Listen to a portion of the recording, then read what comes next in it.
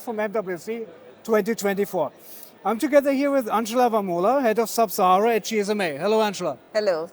Good to see you again. Likewise, thank you. Yesterday you had an interesting roundtable about financing Africa's mobile sector transition to green energy. What was the takeaway, the getaway you had from this event?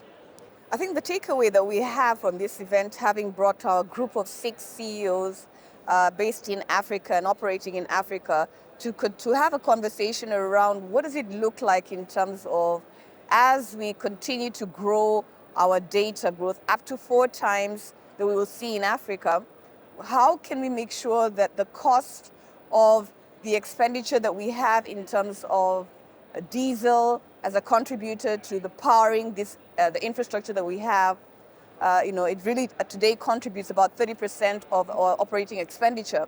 How can that cost go down as data growth increases? And this is just in the last mile. We're not even looking at the cost of increase in terms of data centers as well. So the question is, the industry is coming out very strongly in being a leader in bringing down our carbon emissions, helping with the enablement effect of other sectors in terms of being able to contribute also to greening their economies. We as a G6 and the industry agreed that we were going to look at how we can collaborate in order to move the needle much faster, bringing our solutions together, looking at what solutions can attract financing, green financing, and other partners to come together to help us make sure that these approaches and innovative ways of doing green financing and energy solutions are bankable and scalable and replicable across the continent. So we looked at starting with lighthouses in countries such as South Africa, in Nigeria, in Egypt, where we can begin to see how the policies that are there that are enabling the growth in green financing and greener solutions to come up can be scaled across Africa. Okay. So if you see Africa has a lot of sun, I mean, there must be a lot of solutions there where we can, let's say, solve certain issues quickly. I mean, Africa is suffering, like Zimbabwe, other countries, from load shedding. So was it also part of the conversation how we can tackle those issues? Yes, for sure. I mean, Africa has a lot of sun, and solar solutions are just one aspect of the conversation because we need to have a conversation around, in a 24-hour economy, and that's where we're talking about future first here in MWC Barcelona. We will need to make sure that the energy that can be produced, not only generated, but distributed across the continent can be fit for purpose in terms of serving the future first. In an AI economy, as we look at, there are going to be a lot of hungry, applications that require energy throughout the day and night. So a combination of, mini grids, the electrification, of current grids from bad grids to good grids, solar, wind, and hybrid solutions are a mix that needs to come up. So the group of operators are looking at how these different innovative approaches can be put together in projects that can be scaled and can be replicated. All right. Thank you very much for these insights.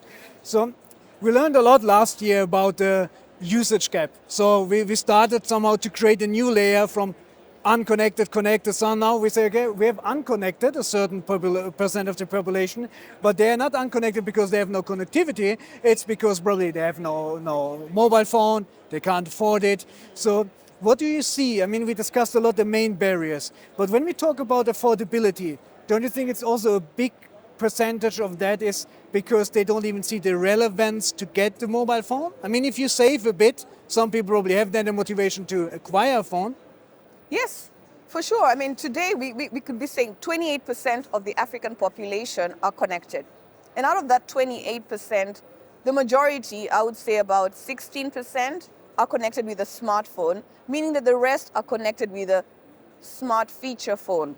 Now, the gap unearths a different narrative. 40% of that gap who are not connected in terms of about close to 60% who are access to a 3G, 4G signal, not connected, 40% of that just don't have a device. And then you have another 16% who have a feature phone that doesn't have the ability to get onto the internet. And then 4%, only 4%, have a smartphone but just haven't gone online, meaning that they're having a challenge around either digital literacy, available content that's either maybe in their local language or relevant to what they want to do. But we're beginning to see a conversation around the device, the affordability, and the data that supports them coming online needs to be fit in terms of fit their wallet, disposable income on a daily or a monthly basis. And that is not possible in the situation that we find ourselves in Africa in terms of the cost of going online. There are very many costs around that. So the willingness to go online vis-a-vis the affordability comes into play. I may have content, but I can't afford it. Or I can't afford it, so there's no willingness to even get the device because what will I do with it? So there are a lot of variables at play. But I think if we can begin to unlock the affordability aspect, more importantly, lowering the cost of not only the devices but data, looking at how we can work with governments as a partner towards either widening the pie. I think we're looking at a conversation around the digitalization of other sectors.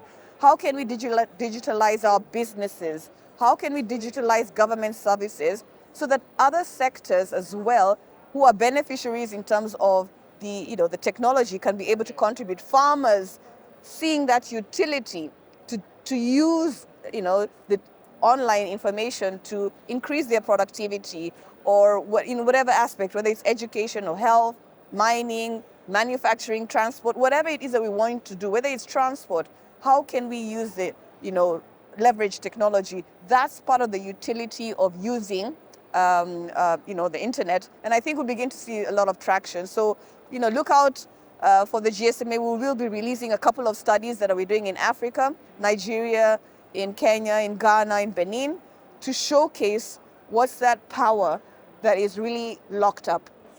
So would you say the issue is a mixture of affordability and digital skills? Digital skills, but I think, like you're saying, we need to digitalize other sectors other than the technology sector, because the majority of the population of Africans are in those sectors. They're doing something in transport, they're doing something in agriculture or in the health space or education, but we haven't yet enabled those other sectors to be digitalized. So content isn't just media and entertainment, it is everyday life. And I think that's what we need to unlock as the potential in Africa. How can we use the current technology and the enablement effect of the mobile industry to help other sectors digitalize? I personally don't think we have a technology issue. I saw a lot of startups, a lot of good ideas. From my personal feeling is also we're missing a bit the political will to actually execute it. I think political will is a key challenge in Africa in terms of Africa is a continent. It's not one country, it's 54 countries. And I think how we can come together in a well-orchestrated, opportunity of harmonizing the ambitions of Africa through political will. So much is happening, but if we do not leverage the economies of scale, we keep on doing things in bits and pieces, and that obviously creates a lot of inefficiencies in how we do Africa. So I think that political will to come together, let us harmonize and elevate our economies of the population, a youthful population, very innovative, as you say, the numerous startups and SMEs doing a lot of that space, but really lacking the marketplace. And I think with the Digital Africa, the Africa Continental Free Trade Area Agreement and the Digital Trade Protocol just having been passed in the AU Summit, that signals already or heralds the opportunity and the playground that can be created if we begin to implement through political will the intentions around that. All right, thank you for that. AI is a big buzzword at the MWC this year here in Barcelona. So even latest studies are showing that there's a huge economical potential for Africa by using AI to empower. How do you see that AI can empower or make certain processes in Africa more efficient to probably push digital transformation to the next level?